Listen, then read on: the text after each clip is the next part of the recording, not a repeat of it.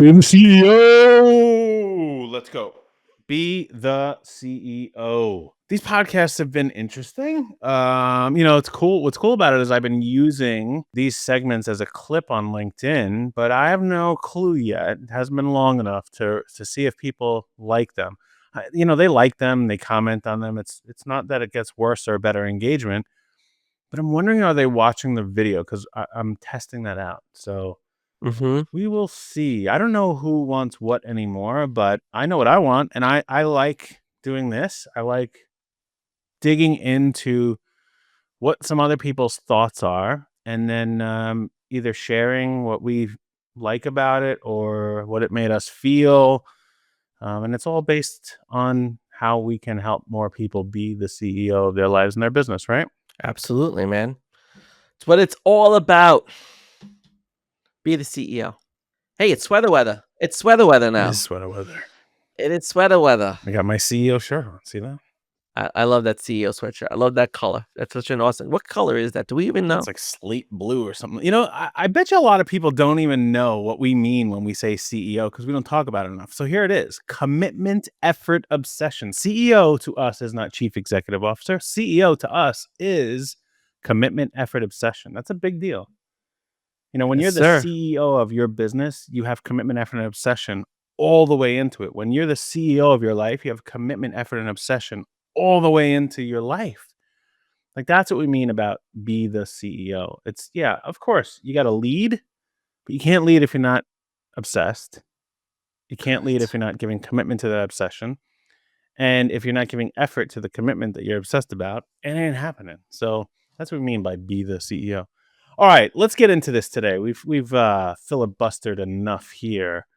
All right, so for those of you who are new to the program, what we do is we share a post about something that has inspired us or made us really annoyed. So I'm going to start with a little guy named Jimmy Donaldson. You know who Jimmy Donaldson is? No, I don't know who Jimmy Most people Donaldson. don't Who know is? who Jimmy Donaldson is. Jimmy Donaldson is Mr. Beast. See, Oh, that's how amazing of a brand this guy has. Is people don't even know who the heck he is. So Jimmy Donaldson, that is Mr. Beast. So he wrote something pretty interesting. He said, I filmed a scheduled video 10 years ago. I guessed how many subscribers I would have in October of 2025. I just went live on my YouTube channel. Hi, me. 10 years made me want to reflect on how crazy of a journey this whole YouTube thing has been. Thank you to anyone who has ever watched my videos. And he has a video that you can go and look of him actually doing that. And this is him. In 2015, he had 8,000 subscribers. Pretty damn good. Not bad, Jimmy. So what was this about? This was about a guy who, by the way, if you didn't know, how many subscribers do you think he has, Tom? If you had to guess, oh, he's probably got a couple million. I would say at least 1 million. his prediction was 1 million. He's like, I better have 1 million. If I don't have 1 million, I shouldn't be doing this. Then he went off on some rants. I don't even know if I'll be doing YouTube, blah, blah, blah. But a little kid, right? He was in high school still at that point. He now has 444 million subscribers, Tom. Holy cow! Yeah. Holy cow! Yeah. That is 444 insanity. million. Almost a 500 million subscribers. Correct. So here's what this made me think about, and what inspired me to talk about here on the podcast was, this guy, he went all in. Him and his friends went all in. It was 4 of them who sat down in a room and decided to figure out YouTube. They spent 10, 15 hours a day doing this. And what they really liked about it is they're like, hey, if there's 4 of us spending 15 hours a day, we're getting a week's worth of work in one day because we're going to share our experiences and everything else. But here was the thing that Tom and I talk about all the time, which is the difference between being interested and being committed. And, this guy, Jimmy Donaldson, aka Mr. Beast, he wasn't just interested in being successful at YouTube. He was super committed to it, to the point this is all he did, nonstop. And now this is all he does, nonstop. He is so committed to this thing that he made it an impossibility for him to fail. And that's something that I've realized throughout my life is when I have committed 100% to something and I eliminated all the other noise around me and all the other distractions, that I eliminated the ability to fail. Now, in the big picture, I'm going to be successful at anything that I commit to. In the micro, I'm going to fail at a lot of things. And he did, you know. Jimmy failed at so many things along the way and made a lot of mistakes. Every time he made that mistake, he learned. And every one of his friends who was doing it with him could share that wisdom across, and they grew faster because they were committed together. Mm. And that is a big thing is if you're just interested in something, you're not really willing to do what it takes for success. Because the moment it gets a little bit hard or the moment it gets a little bit scary, you're probably going to stop doing it because it's not interesting anymore. You're like, oh, this kind of sucks. Being committed means that, okay, it's gonna suck and I'm gonna keep on going. And that's where I've been at so many times in my life. I was like, I don't know if this is gonna work out. It doesn't even feel like I'm doing the right things, but I'm gonna keep moving forward so I can learn something. And that's where I find a lot of people who are interested give up is they're like, I'm unsure, but I'm unwilling to do what's necessary to learn. And that is a scary place to be in of like uncertainty. Like, oh, I won't. I'm not even willing to do what's necessary to figure out anything further from where I am today. Yeah, You were that's gonna really say something, scary. Tom. What were we gonna say? No, that's a really scary thought, that there's an unwillingness to learn, and that only breeds more uncertainty. And how the real antidote to to gaining certainty in your life is to just go learn more stuff. Yeah, I mean Let that. the wisdom of experiences play a role in building that certainty. Well, you Like, mentioned a word there, wisdom. You know, and the way I define wisdom is more about the things not to do. And the only way you mm, can learn what not to do is by doing them and burning your hand on the stove. And then, correct. okay, I'm not gonna touch the stove. You know, Mhm. my grandfather used to say, and maybe it's my mom saying it was my grandfather, but like intelligence is knowing that a tomato is a fruit. Wisdom is knowing not to put it in a fruit salad. That's a great one, but it's so true when you think about it. You're right. You wouldn't put a tomato in a fruit salad, but it is a fruit. Right. So the wisdom is Ah, knowing you don't put a tomato that is a fruit in a fruit salad. Right? It's what that is not to do. Thanks, Grandpa Van. That's my grandpa's yeah, name. that's This a is his really good money. way of This looking is at my grandpa's wisdom. money right here. He framed this. It's a silver certificate. That's why I keep it on my desk. That's awesome. Yeah. So But that is such a good way to look at it. It's what not to do is wisdom. yeah, I never looked at it that way. most wisdom. Never You know, looked there's at it some that of way. what to do, but most wisdom. I mean, you can go Yeah. back and look at all the great philosophers and all the Stoics and all these people and most of what they are telling you, most of what any really important work of literature is telling you is what not to do based on their experiences because they're wise, right? They're not preaching, from their soapbox telling you all the things to do. And I know one of the things that I did not do very well was be committed to something. And when I decided, okay, I'm all in, I'm going to do this thing, like things usually worked out, at least for me, and then I was able to help work out things for others once I was all in on it. It's pretty cool, man. Yeah. It's a pretty cool way to think about it. So Jimmy Donaldson, super committed dude. Alright, so, like, I'm gonna go on another, like, deep end here because this post that I found, again, came into my feed, and I don't even follow this group, and this is actually an online networking group, Online Africa Networking. Like, it would never be in I don't know where it came up, but it is talking about the things we often talk about. So let me just put it on here on the screen here, which is so incredible because the thing that caught my eye was don't limit your challenges, challenge your limits, right? That was the thing that caught my eye. And then I read, if you're feeling stuck in life, it's not always about your environment, lack of money, or bad health, poor job, unsocial lifestyle, or even family issues. Sometimes the real barrier is your own limiting beliefs. And how many times do we talk about limiting beliefs? But more importantly, what this made me think about is, our belief that you're not stuck. You're just entering a new phase, a new level of life that you haven't experienced yet. And a lot of people, when they become self-employed, go through this. Like, you reach some of your limits and you don't challenge them. And that's the whole point of going out on your own, is to challenge your limits, to put aside all those limiting beliefs that said you couldn't do this thing, and to dispel those myths, and to get rid of those beliefs that no longer serve you. So many people that we work with, and even from my own experience, we we take on projects and we take on new things, and maybe we develop a new offer, but we struggle to sell that thing because there's something we still don't believe about it. And we talk about challenging our beliefs, and we really talk about this in our intentional focus system, where we go into people's values and the importance of understanding where your values are. And where our values come from is what we believe. So when you have limiting beliefs, it's really hard to form a value system that then creates the behaviors that you're going to follow in your life and in your business. And what I was thinking about is there's so many times where I doubt myself because someone said, "You can't do that thing." And I took a long time to rise to meet those challenges of my limiting beliefs. So many people tried to create beliefs in me that had no place in my world. When I was a younger person and I was thinking about becoming a physician assistant, somebody said to me, "You'll never make it as a physician assistant. You'll never make it in medicine."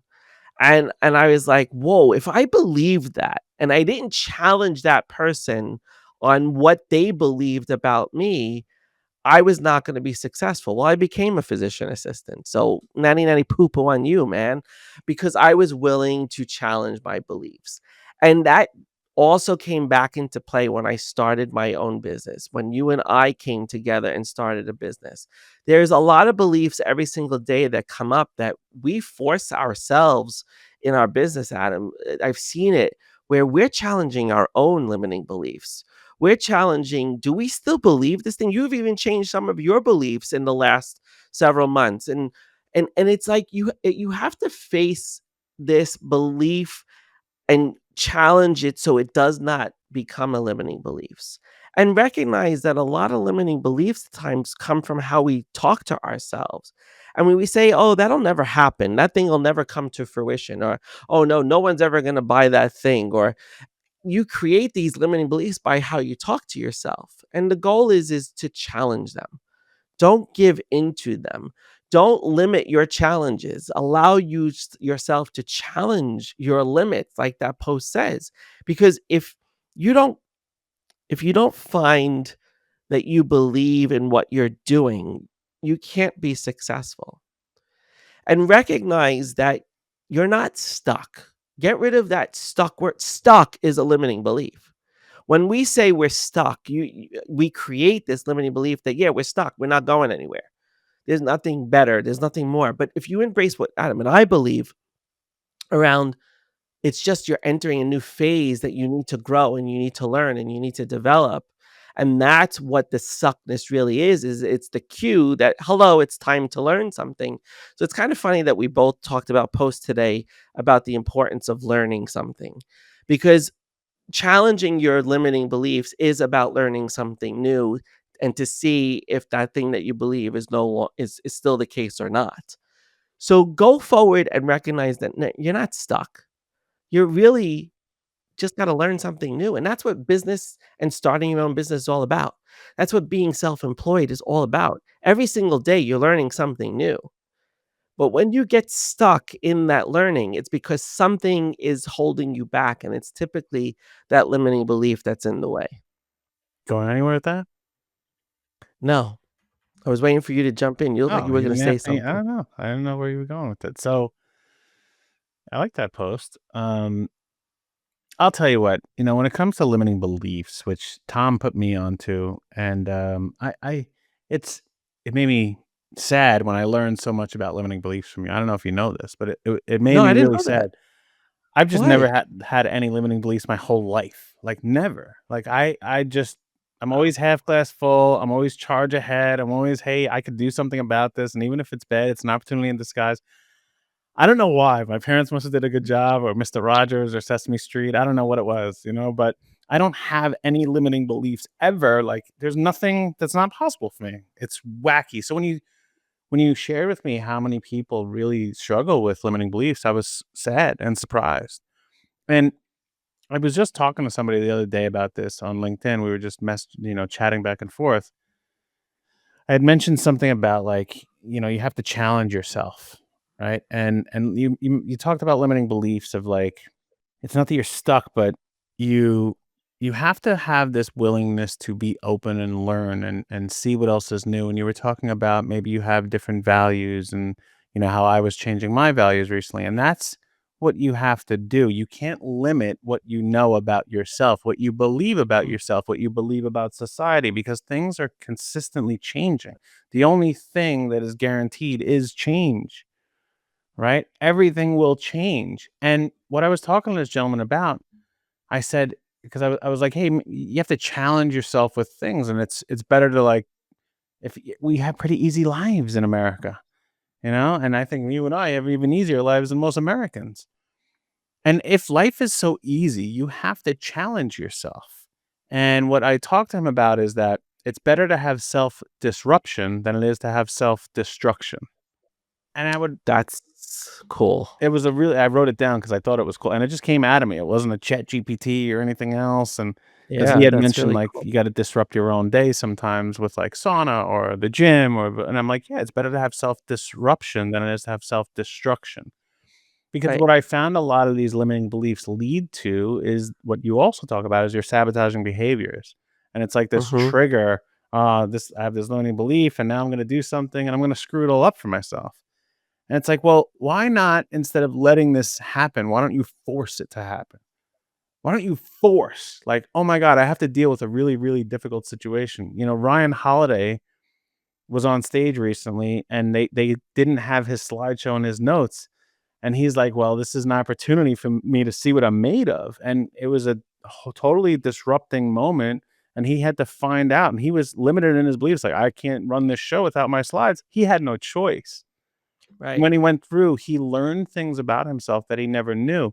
He found a different way to do his presentation, which some parts of it he now includes regularly because he enjoyed it more, or he thought it was more impactful for his audience. And that's what challenging your limiting beliefs allows you to do, is find better for yourself. Find things that are more appealing to you. See where you fit in today's world. And that's what it's about. That's why I've never accepted a limiting belief for myself. You know, that is remarkable, and I never knew that about you, and I think that that is something that I can see that you don't have as, limiting beliefs. I'm sure there might be a few in there, but but you're not letting them control your life, and I think that's the big difference. A lot of people let those limiting beliefs become who they are, develop into who they are, and further limit themselves because and then they just wind up in this stuck place. They don't see the options. They don't see that the world is better and brighter and that the glass is half full and not half empty.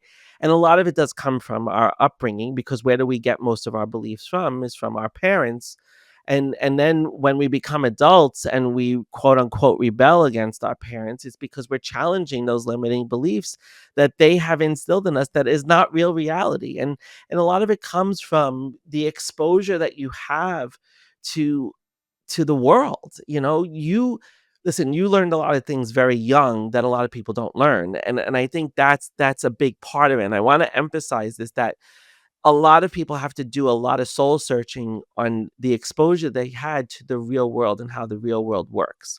I didn't have that exposure as a little kid. I was a little bit more sheltered in my existence. I was raised by Italian parents and 1950s mindset mentality. They were a little bit older in their way of thinking. And then I met the world and I was like, holy fuck, this is the way the world works. Okay, let me figure this shit out. And I did from that moment start to see that I could do anything and I wasn't going to let anything else hold me back. But not having that experience of limiting beliefs as a kid, I don't know if I would have had such a profound, quote unquote, explosion of ideas about my world if I didn't go through that. So it's interesting how you and I both wound up in a similar place, having I definitely have more limiting beliefs than you have, and it's very interesting how we've now come together and we help people to get rid of their limiting beliefs and really not get rid of them, but really challenge them because that's the work that needs to be done. And that's what the point of you're not stuck, you have to evolve is you have to recognize that if you don't challenge these things, if you don't challenge who you are, if you don't put yourself up to the challenge, you're never going to get anywhere. Mhm. And you're right. There's certain places where people find themselves that they don't have any choice, like Ryan Holiday. He had no choice. He had to get on stage and he had to perform with or without his slides, and he had to rely on himself. But he also needed to believe in himself that he was capable of doing that. And I think that's a big part. And if he had limiting beliefs that he couldn't do it without his slides, he may say, you know what, we're going to wait for the slides to show up and this is going Right. to be delayed for 30 minutes, 40 Yeah. minutes, or an hour. He may say, no, I'm not doing that. And that's what really is going to change how we behave is how we deal with those situations where we have to really challenge those limiting beliefs that we do have about ourselves. Yeah, I mean, over my almost 26 years of being an advisor or a coach to people, the thing that I've always told someone who's ready to start working with me is I'm going to cause you more problems than you have right now. Like that's what I'm doing. I'm challenging people constantly. We even did it the other night. We were going through their values exercise and I just challenged him like, is that really what you value? Like, Mhm. and it ended up that he was flipped upside down and what he thought why it was important to him was really what his value was. And it was interesting session we had with a client, but it was because I'm challenging somebody. And that's a lot of what Tom and I's job is to challenge people's perspectives, to challenge what they think is possible, to challenge what they think is the reality. And when we uncover those things and people can kind of see through the fog, it's not that we're telling them what to do, but they can see through that fog of their current reality, their current limiting potential beliefs. They realize, like, oh, wait, that's not what it was at all. And I think that's what getting over limiting beliefs is realizing what's possible, realizing what the true reality of something is, and then what it takes to achieve or to have or to do whatever you were limiting yourself not to have prior. 100%, man. All right.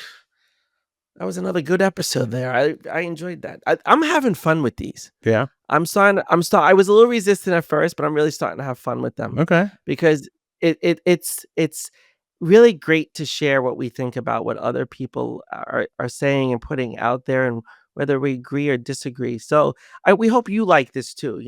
We hope that you're getting something out of this as well. And we're continuing to do this. I was thinking about it. We're approaching our 3-year mark very soon. And it's kind of crazy when I think about when we're gone, there's going to be 3 years at least of us talking and doing this so many different ways. But we do this for you. We do this for you to have, to get some insights in how Adam and I work, how we think, and what we believe and what we see, and why we're able to help people to really get them from a place of being stuck and help them to move forward and really challenge themselves to reach their full potential. And that's really what it's all about. And being the CEO, like Adam said at the beginning, is just, the commitment, it's the effort, it's the obsession that all goes into the work that we do every single day. So check us out at be the CEO. That's be the CEO. And follow us on LinkedIn at Adam Thomas Hurd and Tom Marino and Atomic Business Coaching on LinkedIn. And we'll see you soon. I'll tell you what, man, I'm glad you're liking doing this. I'm gonna linger for a second Yeah. Okay. because most people are already tuned out, so who cares? They're not gonna hear this anyway. Yeah. And leave it Yeah. in, Connor and Sam. But I'm glad you're liking it. And now let's see if Connor and Sam watch this. But there's a lot of I like the where the conversation is going. We're here. It's kind of structured. As you know, I like Yeah, many things to be yeah, structured so we know what we're doing and then we can be creative within that box. That's the bound creativity thing that I love so yeah, much. It's like, all right, here's the structure. And as long as I play within this box, I could be as creative as I want. And as we always do those things, something new comes about. And the banter part has become, I think, more interesting, more useful, more yeah, revealing than the structured part. And I'm wondering now if we have number one, Connor and Sam are editors, Precision Edits. If you need an editor, definitely check them out. They're in the UK, but they are unbelievable. So I wonder if we have them start pulling out some of those things and like this may be useful too. And I right. wonder if we include that as part of the structure now because it'll keep us on task like and what I mean by include that is like allow for that to happen. Yeah. Yeah, the banter the last couple of episodes, I definitely like. It's giving us a lot to talk about, and it's becoming like, I never knew that about you, that you feel you have no limiting beliefs, and that's a beautiful thing to live with. And I'm curious what you think. You said I'm sure you have a few. I'm curious what you think they are.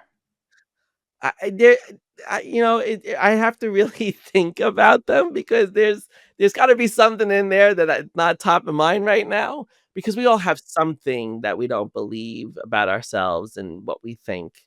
But if you really believe, then you're Superman, man, because I think it's really hard to not like, when we don't do something for someone the way we expect it to come out, you may doubt yourself, and those some of those doubts may be some limiting beliefs that come to surface, like, am I still effective at this? Am I still good at this? Maybe I don't believe that anymore. Like, when you have those moments of there are more moments of clarity for you, but there's a limitation that exists. Does that make sense? That's the point. That's why I don't believe I have limiting beliefs because when they come up, I'm gonna question and challenge them. Right. Yeah, well, there you go. You're questioning and challenging it, right. So maybe I But it maybe is I have a surfacing limiting in belief. some way. No, no, but But this it is is interesting. Maybe I surfacing in some have way. limiting beliefs, but I don't let them remain limiting beliefs. Yeah, you challenge them immediately. You don't let them linger. People grovel in their limiting beliefs. They loathe in their limiting beliefs. They just lie there, and it's Yeah. like, "Oh, this is it," because for some people, limiting beliefs are really a comfort zone. And that's why like this post in particular really made me think about it was, you know what, this is not a comfort zone, that you're not stuck. Stuck is a comfort zone Yeah. because stuck says you don't have to do anything. Stuck says you don't have to go anywhere. Stuck says I'm immovable at this point, so why bother? But that in and of itself is the limitation that you're creating for yourself. Right. So it's all, so that belief that we have that you're not stuck, that you're just entering a new level, is really about overcoming your limiting beliefs. That's where it's really originates for me.